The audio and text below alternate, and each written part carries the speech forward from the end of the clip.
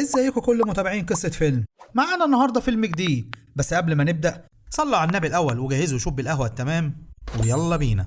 فيلمنا النهاردة بيبدأ سنة 1972 مع عيلة عايشة في بيت وعندهم طفل هادي وبيسمع الكلام ومش بيعمل أي مشاكل، بس مشكلتهم في الطفل التاني اللي دايما بيتخانق معاهم ومش بيسمع الكلام لدرجة إنهم بيضطروا يربطوه في الكرسي بتاعه بطريقة وحشية عشان يأكلوه بالعافية. وبعدها بنروح لسنة 2005 مع شلة صحاب مسافرين سوا عشان يحضروا ماتش كورة، وبيكون بليك هو اللي سايق العربية وبيختار طريق مختصر عشان يختصر ساعة من وقت السفر، لكنهم بيلاقيه مسدود وبيدخلوا في طريق جوه الغابة، ولان الطريق جديد عليهم ومش عارفينه بيقرروا ان هم يخيموا في اي مكان لحد تاني يوم، وساعتها يكملوا رحلتهم على مكان الماتش. وبيفضلوا يستمتعوا بتخييمهم، بس بيبان ان في مشاكل بين نيك وويت، وده لان نيك بيكره ويت لانه مرتبط بكارلي اخت التوأم، وبيكونوا هما الاثنين مش طايقين يتعاملوا مع بعض سوا.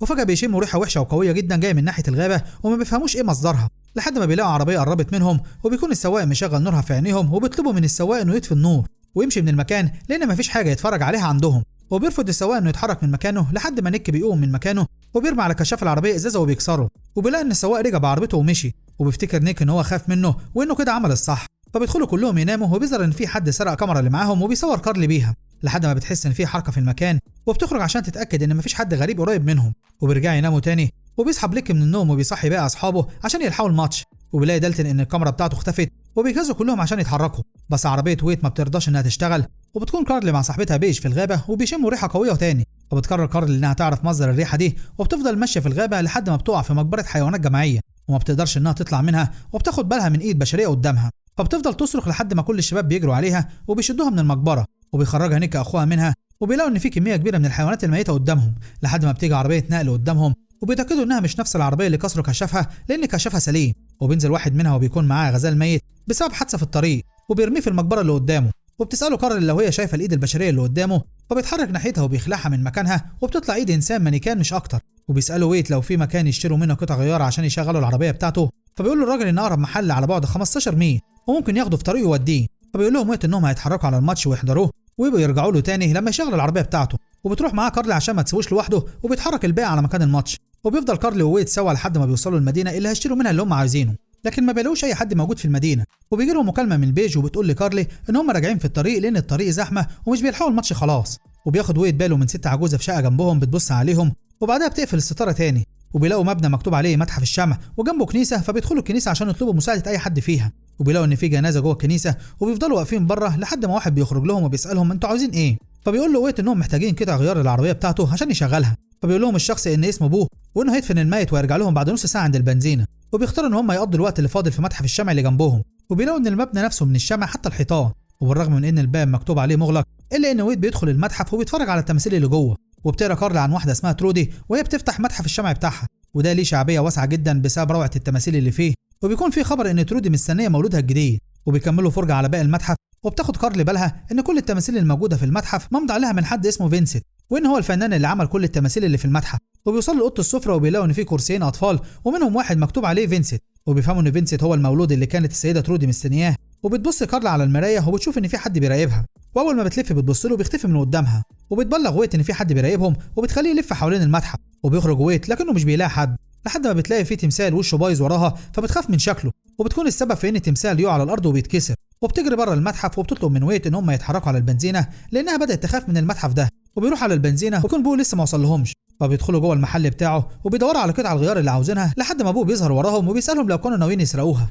فبيقول له ويت انه كان هياخدها وسايب له ثمنها على المكتب، وما لقاش المقاس اللي هو عاوزه فاختار المقاس الاكبر. فبيقول له ابوه انه يجي معاه البيت بتاعه لان البضاعه الجديده نزلت ولسه ما وزعهاش في المحل. وبيتحركوا سوا وبيتكلموا عن متحف الشمع اللي كارلي دخلته، وبيقول لهم بو ان المتحف ده وراه قصه صعبه، وان ترودي كانت عندها طفلين وحياتهم كانت سعيده جدا وهاديه لحد ما اتصابت في ورم في المخ وما قدرش جوزها ان هو ينقذها لحد ما ماتت وانتحر هو كمان بمسدسه وراها، وبقى اولاد يتامى وقعدوا يتنقلوا من دار ايتام للتانيه. وبيوصلوا البيت بو وبيطلب كارلي انها تستناه في العربيه لحد ما يجيب قطعه الغيار، وويت يدخل الحمام في بيته. وبيروح ويت ناحيه الحمام لكن فضوله بيخليه انه يدخل اوضه جنبه، وبيلاقي ادوات جراحه كتير حواليه وسرير مرضى. وساعتها بتخرج كارلي من العربيه بتاعه بو وبتفضل مستنياهم لحد ما بتاخد بالها ان العربيه اللي الكشاف بتاعها مكسور هي نفس العربيه اللي اخوها التوأم نيك كسر كشافها. وبتفضل تنادي على ويت عشان يخرج لها، وبيجي ويت يخرج من الاوضه بيلاقي ان بابها اتقفل عليه، وبيحاول يخرج منها لحد ما بيظهر شخص من ظهره وبيطعنه وبيقع على الارض، وبتكون الاوضه ضلمه وما بيكونش شايف اي حد حواليه، وبيتعرض للطعن وبيتقتل ويت. وبعدها بتحاول كارلي انها تتصل ببيش صاحبتها لكنها ما بتردش عليها،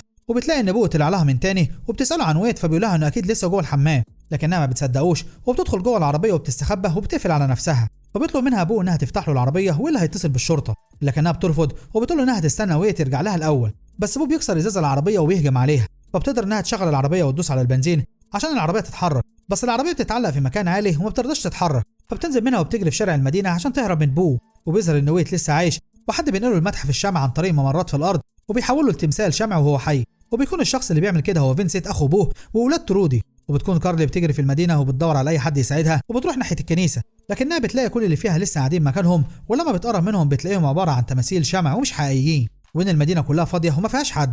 وبيكون بوه بيطاردها لحد ما بيمسكها وبيكتفها بالكرسي بالحبل. وبتسمع كارلي صوت دالتون واخوها نيك لانهم بيكونوا وصلوا المدينه عشان يدوروا عليها. وبيطلع بوه سكينه من معاه وبيهددها لو صرخ. وبيفضلوا دالتون ونيك يدوروا على اي حد في المدينه وبينقسموا عشان يدوروا عن كارلي. وبيكون بوه مع كارلي وبيلزق بوقها علشان ما تقدرش انها تتكلم او تصرخ حتى. وبعد ما بوه بيتاكد انها مش هتعمل صوت بيسيبها متكتفه في الكرسي وبيطلع لنيك فوق وبيساله بتدور على مين. فبيقول له بدور على اختي وصديقها لانه متاكد انهم موجودين في المدينه لكنه مش بيلاقيهم. فبيقول لهم بوه انه ممكن يكون اخوه فينسنت شافهم لانه شغال في متحف الشمع وممكن يوصلهم ليه ويساله لو يحب.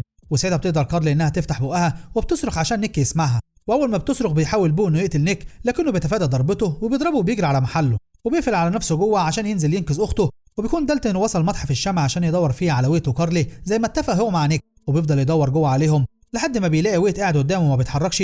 فبيلمسه دالتون فبيلاقيه انه يتحول لتمثال شمع وعينه بس اللي بتتحرك. فبيحاول انه يشيل الشمع من عليه لكنه بيتشال بالجلد نفسه. وبيفضل ويت يعيط من الالم لكنه ما بيقدرش انه يتحرك. وبيظهر فينسنت وراه وبيحاول ان هو يقتله، وبيفضل يطارده لحد ما بينجح انه يفصل رقبته عن جسمه وبيسحبه ناحيه المعمل بتاعه. وبيكون نيك بيفكر ازاي يخرج من المدينه، فبتقول له كارلي ان المدينه كلها متغطيه بالشمع وما فيهاش اي حد عايش وكلهم اتحولوا لتماثيل، لكنها بتفتكر ان في واحده ست كانت بتبص عليهم الصبح وبيتحركوا هما الاثنين ناحيتها، لكنهم بيلاقوها ان هي كمان تمثال شمع ومتثبت على آلة عشان تتحرك قدام الشباك. وبيسالها نيك عن الموبايل بتاعها، فبتقول له ان هو يعملها في عربيه بوه وهي بتهرب منه، وانها حاولت تتصل ببيش صاحبتها او بليك. وبيكون بليك مع بيش في الخيمه بتاعتهم ومستنيين صحابهم يجوا لهم، وبيكونوا مشغلين اغاني لحد ما الراديو بيقفل. وبيطلع بليك عشان يشوف اللي حصل، فبيجي له فينسنت من وراه واللي بيكون مستنيه بره، وبيدخل على بيج عشان يقتلها لكنها بتهرب منه وبتجري على اقرب مكان منها وهو مخزن المدينه. وبتحاول انها تستخبى من فينسنت وبيقدر ان هو يلاقيها وبيقتلها وبينقلهم هما الاثنين لمتحف الشمع بتاعه. وبيكون نيك وكارلي لسه في المدينه وبيحاولوا يهربوا من بو اللي لسه بيطاردهم، فبيتوجهوا ناحيه محل اسلحه وبيكسر نيك الازاز بتاعه وبياخد سلاحه الخاص منه عشان لو اضطر انه يستخدمه. وبيحاول بو ان هو يقتلهم هما الاثنين بالبندقيه اللي معاه، لكن الطلقه بتيجي في الباب اللي جنبهم وبيجروا الاثنين على قاعه السينما اللي جنبهم عشان يستخبوا فيها. وبتستخبى كارلي في وسط المشاهدين واللي بيكونوا في الاصل سكان المدينه، بس فينسنت بيكون قضى عليهم وحولهم لتماثيل شمع هم كمان. وبتفضل كارلي مستخبيه وسطهم كانها تمثال لحد ما بيقدر بو ان هو يحدد مكانها وبيضرب عليها طلقه لكنها بتستخبى قبل ما تيجي فيها. وساعتها بيظهر نيكو قدامه وبيضربه بالسهم لكنه بيجوا في كتفه، وبياخد اخته وبيخرجوا بره القاعه. واول ما ابوه بيخرج وراهم بيكون نيكي مستنيه وبيضربه بالسهم الثاني وبيقع على الارض وبيغمى عليه. وبيفتكر نيك ان هو قتله خلاص وبيخرجوا بره السينما، وبيقرروا ان هم لازم يروحوا ناحيه بيت بو عشان يدوروا على ويت ودالتون. وبتلاقي كارلي ان عربيه بو راكنه قدامهم فبتدور على موبيلها وما بتلاقيهوش. وبيدخلوا هم الاثنين جوه البيت عشان يدوروا على ويت، وبتلاقي كارلا قدامها اخبار عن عمليه صعبه لفصل توأم ملتصق وادى الى تشوه جنين فيهم واللي هو فينسنت، وهو اللي على طول لابس قناع من الشمع على وشه. واول ما بيخرجوا من البيت بيلاقوا ان بو لسه عايش ودخل عليهم البيت عشان يتخلص من السهمين اللي في دراعه وكتفه. وبيكون فينسنت هو كمان جه بعد ما جاب جثتين بيج وبليك معاه، وبيدخل البيت عشان يساعد بو. وبتنزل كارلا ونيك في ممرات تحت البيت وبيقابلوا كابينة الكهرباء وبيفتحوا كل مفاتيح النور اللي قدامهم وبتفضل المدينه تنور وتطفي. وساعتها بيعرف بو وفينسنت مكان نيك، وبيكون نيك وصل لمعمل الشمع وبيلاقي قدامه دالتون صاحبه الشمع مغطيه وبيحاول انه يفك رقبته فبتنفصل عنه وبيعرف انه اتقتل. وبيهجم عليهم فينسنت عشان يقتلهم، بس نيك بيقدر ان هو يضربه وبيوقع برميل الشمع بينهم فبتمسك فيه النار وبتولع في المعبد. وبيهربوا من خلال الممرات لحد ما بيطلعوا المتحف وبيلاقي بو قدامهم وبيحاول ان هو يقتلهم. وبتكون النار مسكت في باقي المتحف وبدات تسيحه نهائي، وبتقدر كارلي انها تضرب بو وتقتله. واول ما بيشوفوا فينسنت قدامه ميت بيجروا على كارلي عشان ينتقم منها على قتل اخوه.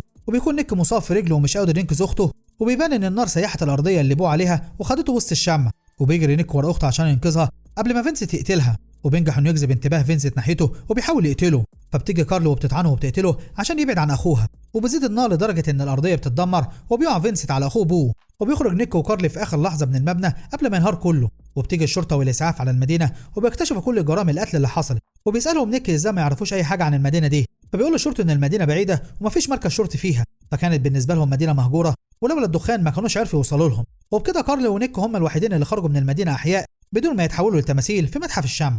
وبكده بيكون فيلمنا خلص النهارده.